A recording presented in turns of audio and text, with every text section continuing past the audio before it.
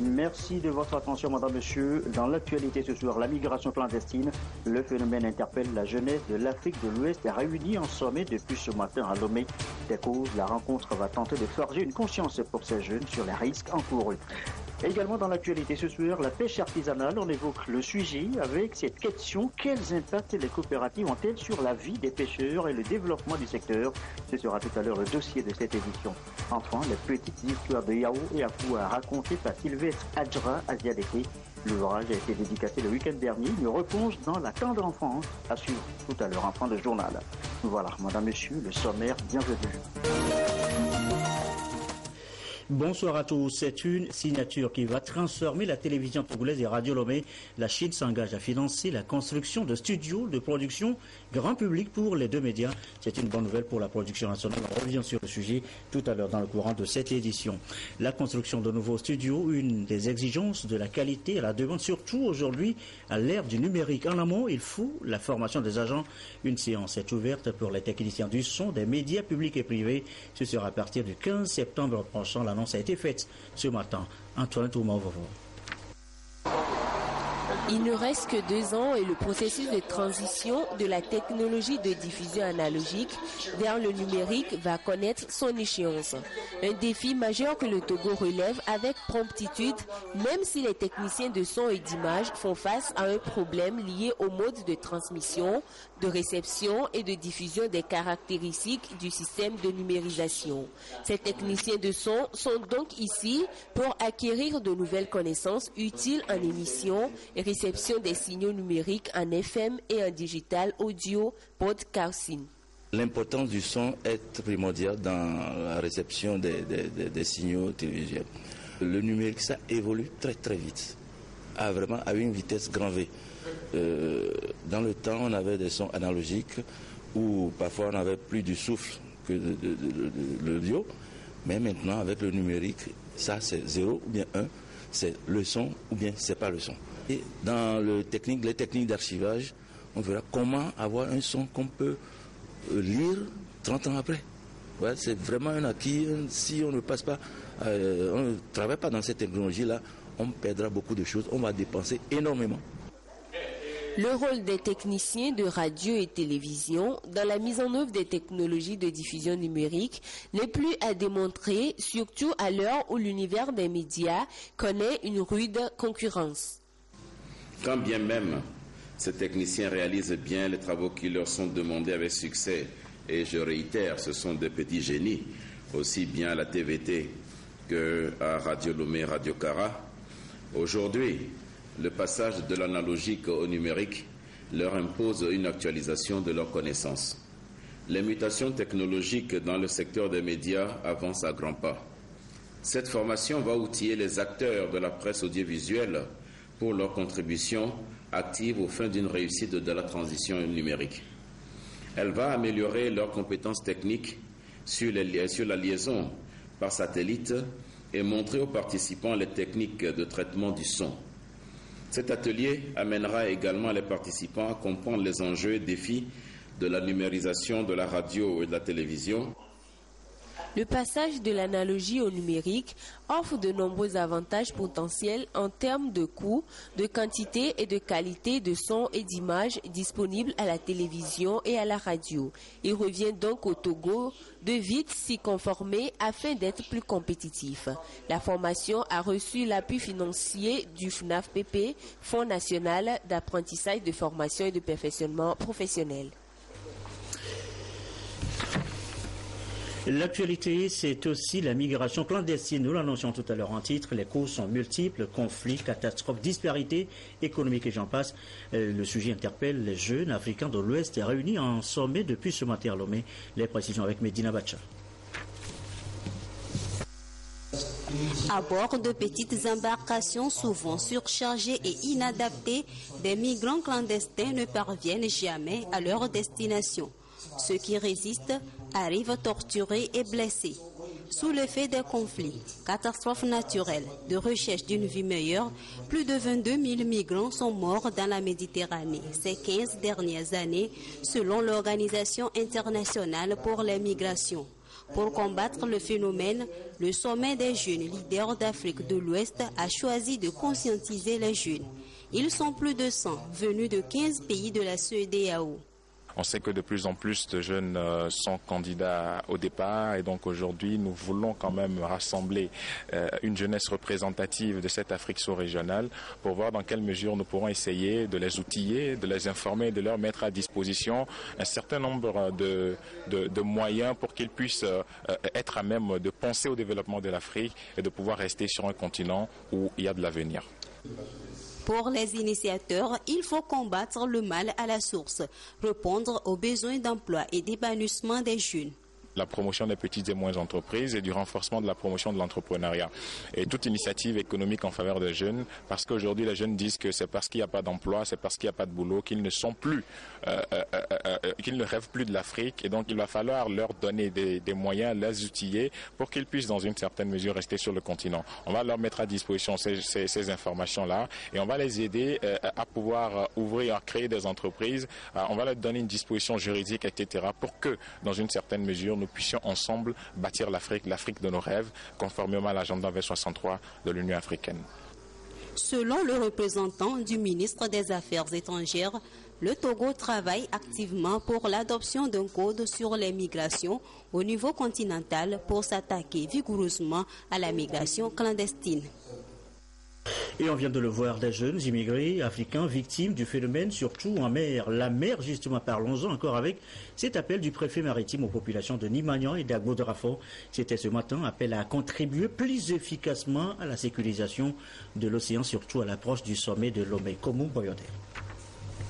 Ces séances d'échange avec les populations riveraines s'inscrivent dans la dynamique des séries d'actions de sensibilisation menées par les autorités togolaises en vue de la sécurisation des eaux territoriales.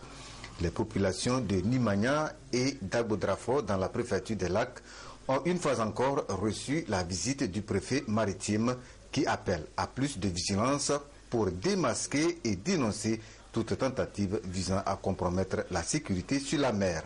C'est à nous, chefs traditionnels, aussi de veiller à ce que nos populations nous aident à contenir la sécurité totale qui règne depuis le temps du vieux et Adema jusqu'au jour d'aujourd'hui. Que nous qui sommes sur le littoral, il faut qu'on veille. Le préfet maritime s'est réjoui des efforts déjà entrepris par les populations des dites localités en matière du respect des directives et orientations préalablement données et qui ont permis de sécuriser nos côtes. Nous pouvons vous dire que nous exprimons notre satisfaction par rapport donc au comportement, par rapport donc à ce qui se passe à Nimagnan et à Agbo-Drafo. Nous avons vu qu'effectivement, ils ont pris la mesure de la chose, ils ont pris les choses en main et c'est une satisfaction.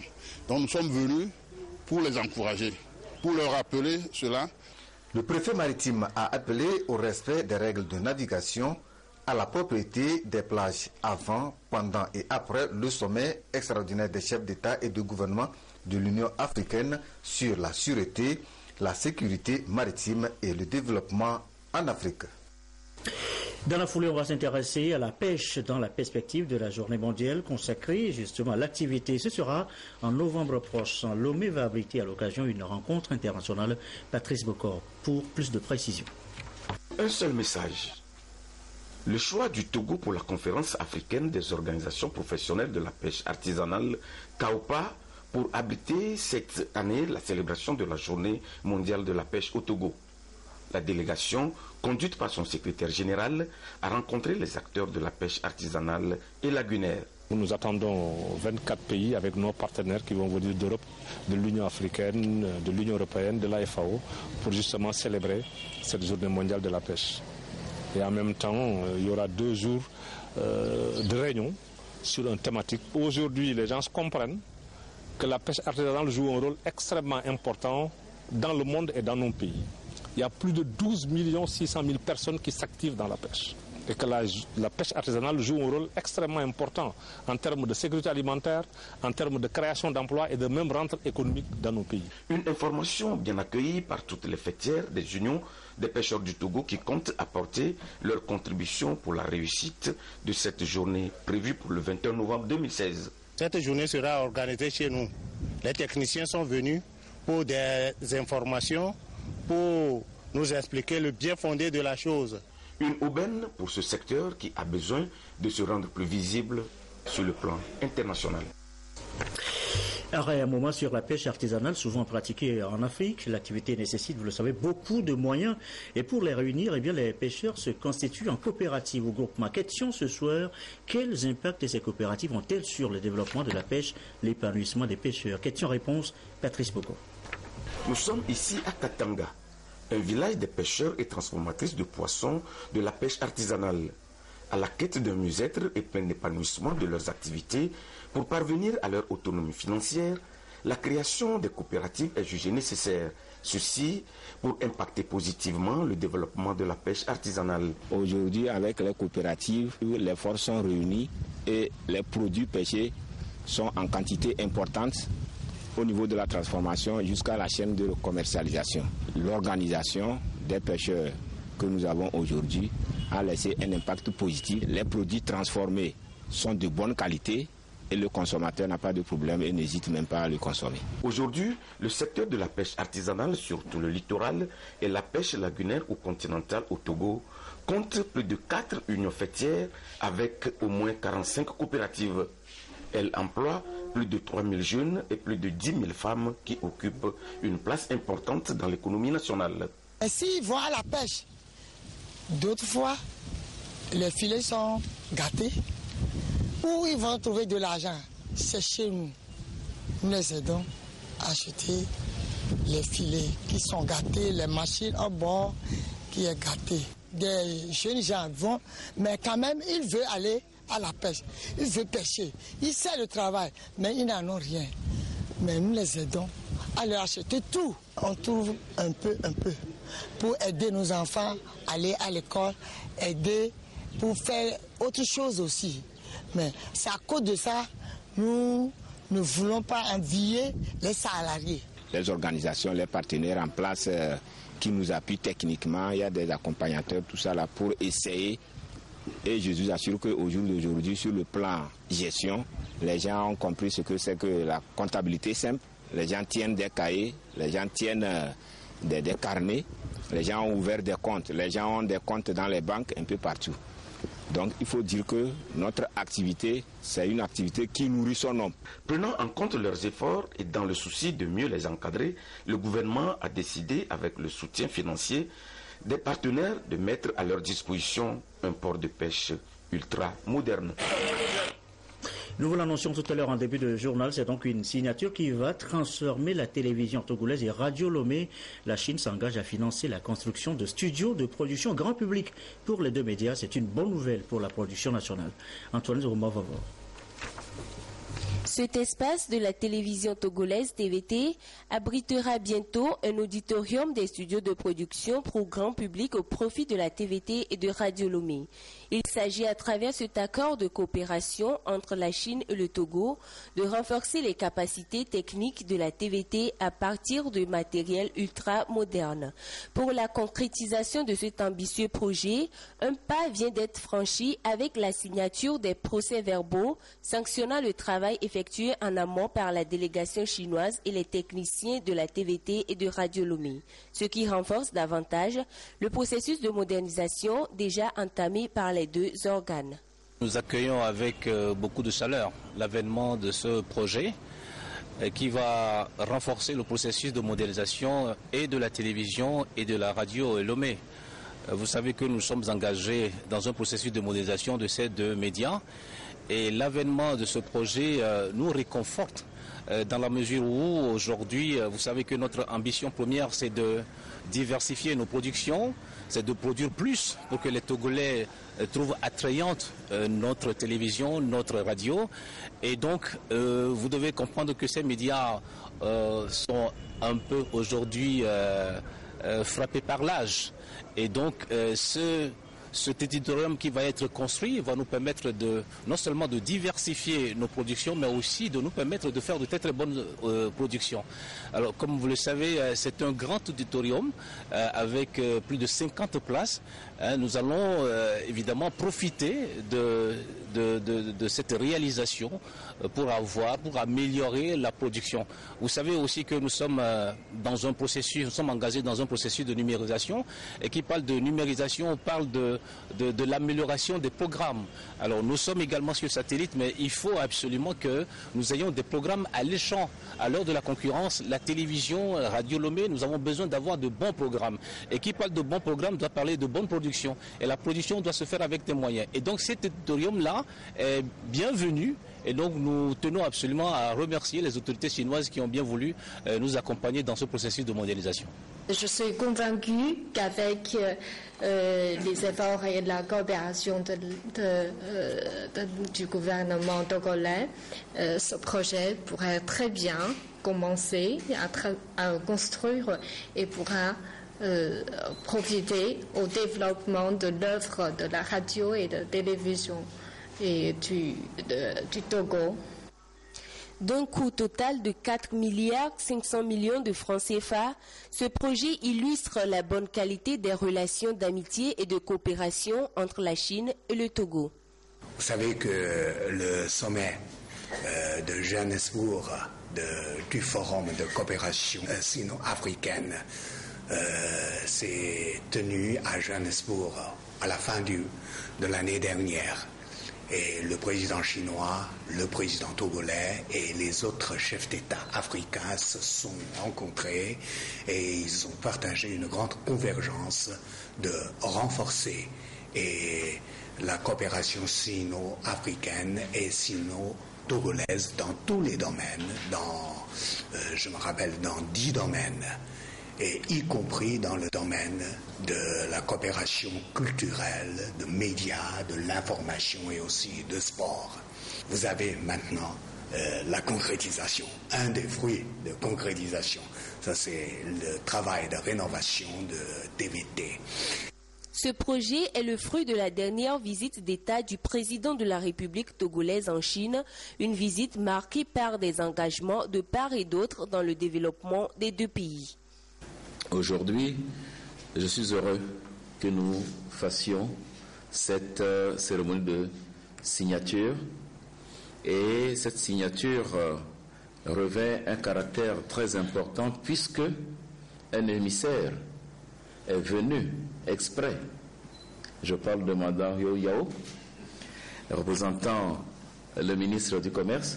Je suis intimement persuadé, M. Yobodevi et M. Telou, que vous allez disposer d'un instrument qui va vous permettre de faire un travail extraordinaire. Travail que vous faites déjà, je le dis publiquement, aussi bien à la radio qu'à la télévision.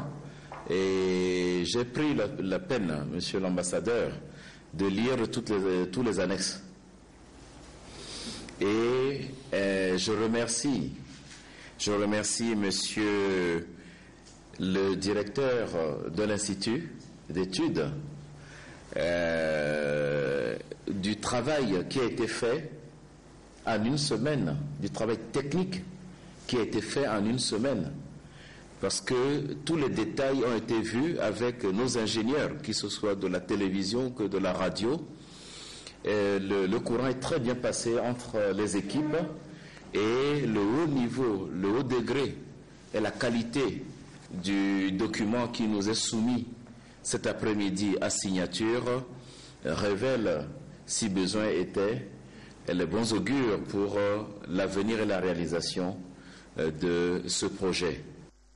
Les prospections ont déjà commencé et la construction effective va démarrer en 2017 pour prendre fin en 2019, ce qui permettra aux deux organes de diversifier leur programme pour attirer plus de spectateurs, surtout à l'heure de la numérisation où la concurrence est rude. Autre sujet évoqué ce soir, l'implication des jeunes dans la politique. Pour d'aucuns, c'est une nécessité. Il faut que les jeunes s'engagent, les partis politiques, les idéologies, les institutions. Les discussions sont ouvertes sur ces différents thèmes. Emmanuel Adjaglo, Augustin Kossi. Lorsqu'on revisite l'histoire politique du continent noir, la jeunesse a joué un rôle déterminant dans l'accession des pays africains à la souveraineté internationale. Elle a été également au premier rang dans le processus de démocratisation de plusieurs pays dans les années 90. Mais cet engagement s'est émoussé eu égard aux échecs successifs de leur implication dans différentes luttes et crises. Corriger cette situation suppose alors une nouvelle prise de conscience. C'est ce à quoi s'attelle PIPA, un programme régional de renforcement de capacité des jeunes leaders politiques africains. C'est de renforcer les capacités des jeunes, leur donner les rudiments nécessaires pour jouer pleinement leur rôle au sein des partis politiques. Et donc nous administrons un certain nombre de modules, dont par exemple le leadership et perspectives jeunes, le genre et la communication en politique et comment conduire la campagne électorale. Ils sont issus de différentes sensibilités politiques et auront à échanger essentiellement sur les questions liées au fonctionnement et à l'idéologie d'un parti politique. Le leadership des jeunes, les droits humains et le rôle de leader au service de la démocratie sont également les préoccupations les mieux partagées ici. Ils vont comprendre ce que c'est que la politique, le système de fonctionnement, les idéologies, au lieu de s'engager aveuglement. Nous représentons la majorité de la population, nous devons contribuer, nous devons participer au fonctionnement de la cité et c'est ça la politique. Ça permettra quand même aux jeunes, à nos chers camarades participants, de cerner ce que c'est que la politique et de faire un choix libre. Le projet PIPA est un réseau des jeunes leaders politiques présents déjà dans 7 pays en Afrique de l'Ouest. Cette session de formation est facilitée par des experts africains selon une pédagogie participative qui inclut les travaux de groupe et exercices pratiques. Il est aussi attendu dans les jours à venir une charte africaine des jeunes en vue de les préparer à assumer un rôle de leader au service de la démocratie et de la bonne gouvernance. Et on va continuer à parler des jeunes à partir de ce forum régional qui se tient à Kara, où nous retrouvons Nestor Bouzou pour les précisions. 2015, les Nations Unies, réunies en Assemblée générale à New York, ont retenu 17 objectifs de développement durable autour desquels les gouvernements devront axer leur politique. Pour l'atteinte de ces ODD, le gouvernement togolais mise sur les jeunes. Afin de les mettre au parfum de ces objectifs, il a choisi l'organisation des forats au niveau de chaque région. Ces rencontres régionales sont placées sous le thème « Rôle des jeunes dans la mise en œuvre des objectifs du développement durable au Togo ». L'organisation de ces présents forats régionaux constitue une opportunité pour la jeunesse de pouvoir appréhender les enjeux et les défis liés aux objectifs de développement durable, mais également les outils et les stratégies du gouvernement pour assurer sa participation au processus de développement. C'est à la fois une réponse donnée à la jeunesse pour son implication dans l'élaboration et la mise en œuvre des politiques et stratégies initiées au niveau du gouvernement, mais surtout un défi pour la jeunesse parce qu'elle devra prendre des mesures pour proposer une nouvelle forme d'engagement, d'action dans le cadre du processus de mise en œuvre des objectifs de développement durable. Les objectifs de développement durable ont été pris pour une période de 15 ans, de 2016 à 2030. Au terme des forats régionaux, des propositions seront arrêtées pour contribuer à relever ces défis qui visent la transformation économique, sociale et environnementale. Lorsque nous allons finir les forats régionaux, nous allons consolider les actions que les jeunes ont proposées. Et nous allons le diffuser auprès de ces jeunes-là. Et là, nous mobiliserons les ressources pour essayer de faire en sorte que les actions proposées puissent être réalisées. Réalisées avec un mécanisme de suivi qui permette qu'au bout de 2 ans, 3 ans, qu'on sache le parcours qu'on a déjà fait et qu'est-ce qu'il reste à faire pour arriver aux cibles visées. Et donc, nous comptons mobiliser les partenaires autour de ces actions-là. C'est clair que nous ne pouvons rien faire. Nous ne pouvons pas atteindre le succès si nous n'avons pas une forte implication des jeunes dans la mise en œuvre, dans le suivi de ces objectifs de développement durable au niveau de nos communautés. Les forats régionaux ont été lancés le 30 août dernier à Tchévié. Dapaon a constitué la 2e étape. Kara est la 3e. Pendant ce temps, le HCROUM, appuyé par le PNUD, poursuit sa tournée d'installation des comités de paix. Voici l'étape du Bamono avec Sylvain Aboudou. Des échappes pour officiellement confirmer l'installation du comité préfectoral de paix du Bamono.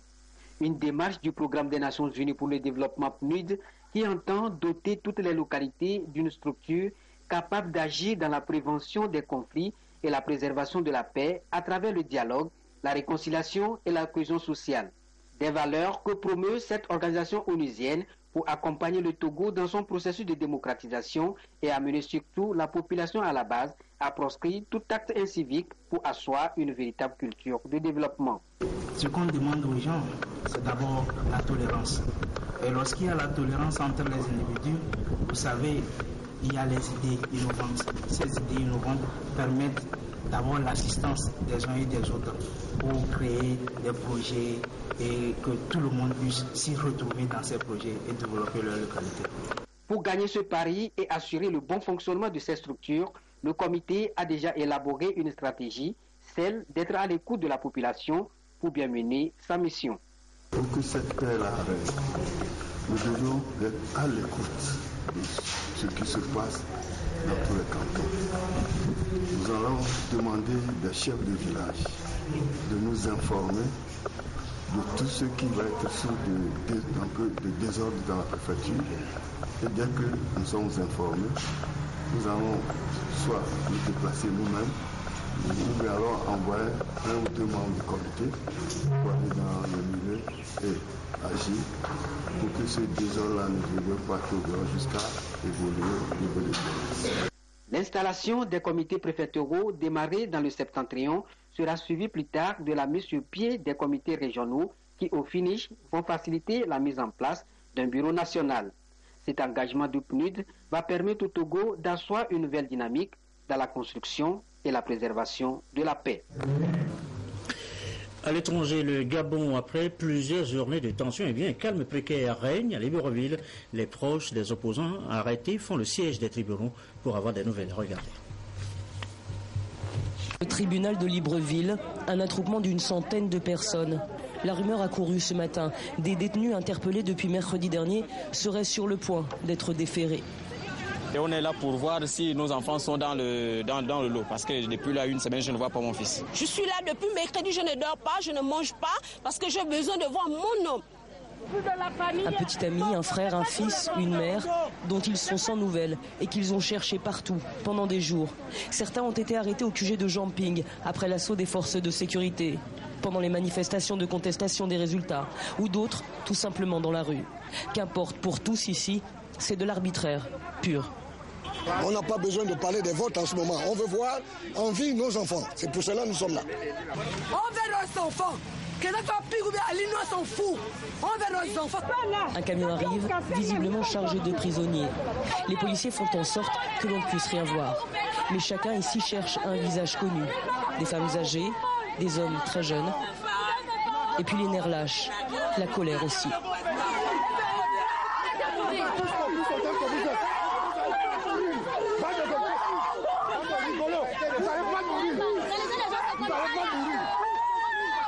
Des policiers nonchalants, comme indifférents à la douleur et aux invectives.